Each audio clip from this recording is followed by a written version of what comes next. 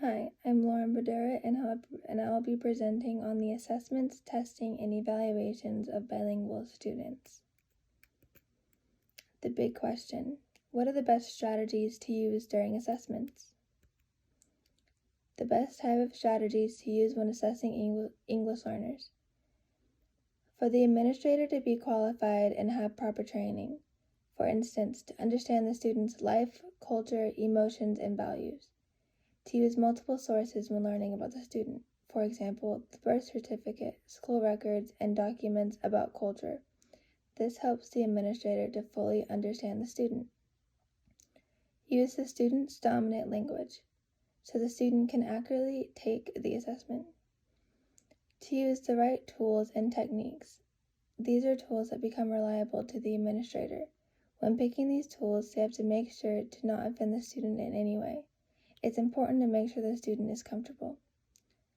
To make sure the student is comfortable with everything around them. This ensures that the student properly takes the assessment and scores accurately. History of assessing bilingual students. Assessing bilingual students started in 1921, convinced by Yerkes.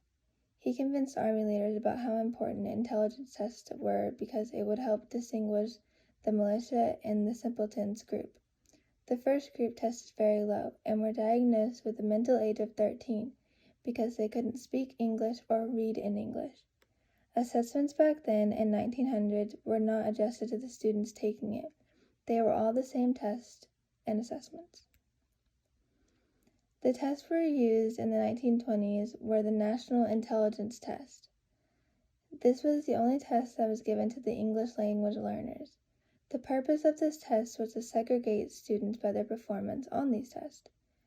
They created new tests to sort children based on the instruction or curriculum they were learning. Sorting children into these groups was based on helping the children learn in the right groups and at the same pace as the other students. Soon after, an evaluator was hired to administer the test for each student to determine more accurate results on the assessments. In the 1940s, they realized that these standardized tests were pointing out special problems for children with foreign backgrounds. This promoted the idea that to make standardized tests for different cultural backgrounds. These tests were included in the current assessment practices that are used with bilingual students today. Just this year, they have been testing bilingual students for 100 years. The tests and assessments have developed since then and are able to accurately diagnose the students with the proper results. More ideas develop every day. Advocacy plan. What can educators do to advocate on behalf of their students? The educators can support their students by making their learning environment inviting and comfortable. The educator can make sure that the administrator is fully prepared and properly trained for giving an assessment. The educator can offer separate teaching sessions for the bilingual student to help them understand their work. The educator can provide instruction in their language before fully transforming to another language. What resources are available? For the educator, any resources related to the student are available when trying to understand and learn about your student. For the student, books in their language will be available in my classroom. This will help them understand what they're reading.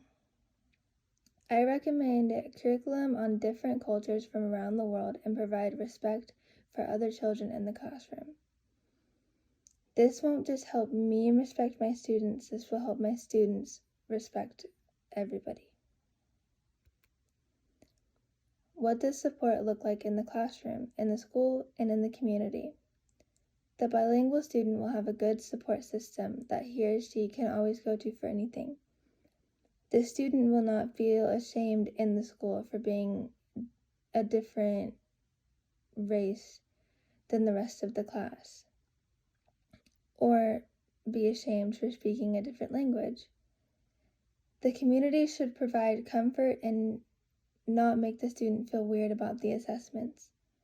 In my classroom, I will always support my student every way that I can. I want to see my students succeed, and I will do anything I can to see them succeed in the future.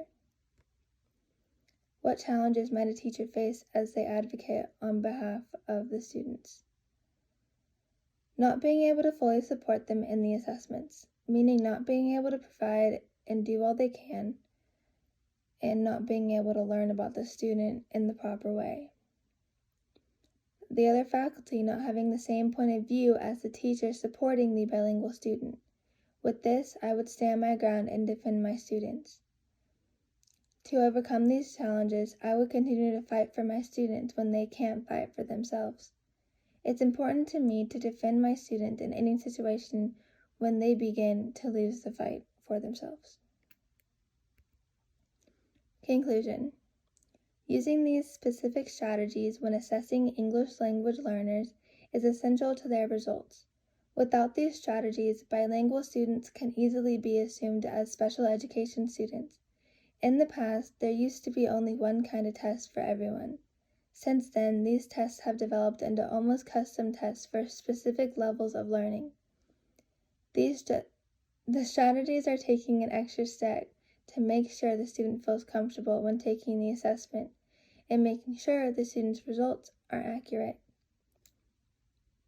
My number one thing I learned during this project is that when a student is taking assessments and testings and evaluations over and over and over again, it is important that the student feels comfortable with what they are doing and who they are doing it with.